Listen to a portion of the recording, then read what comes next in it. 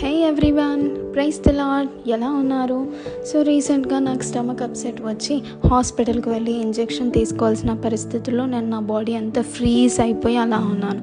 మా మమ్మీ అప్పటికే చెప్తూనే ఉన్నారు, అలా ఫ్రీజ్ అయి ఉంటే ఇంజెక్షన్ తర్వాత నీకు పెయిన్ వస్తుంది అని చెప్పి. కొన్నిసార్లు మన జీవితంలో కూడా దేవుడు వార్న్ చేస్తూ ఉంటారు. ఈ ఒక్క టాక్సిక్ రిలేషన్షిప్ వద్దు, ఆ ఫ్రెండ్షిప్ వద్దు, ఆ పార్టీస్ వద్దు, అవన్నీ నీకు కావు, వరల్డ్లీ థింగ్స్ అవన్నీ అని చెప్పి. అయినా మనం వింటామా? వినకుండా అలా వెళ్ళిపోయి తర్వాత ఎప్పటికో నాలాగా పెయిన్ వచ్చాక రియలైజ్ అయ్యి నేను మళ్ళీ మమ్మీ దగ్గరికి వెళ్ళినప్పుడు మమ్మీ కోపంతో నన్ను తిట్టకుండా ప్రేమతో ఐస్ అని చెప్పి అదని చెప్పి నా పెయిన్ని రెడ్యూస్ చేయడానికి నాకు హెల్ప్ చేశారు.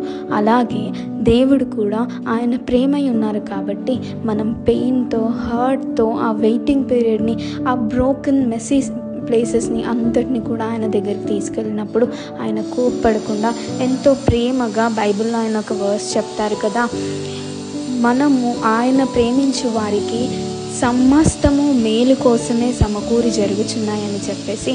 So the pain, the hurt, the waiting period, the breakups, all those things, it wasn't for nothing at all, but all the things turns to good for those who are in Christ. May God bless you all.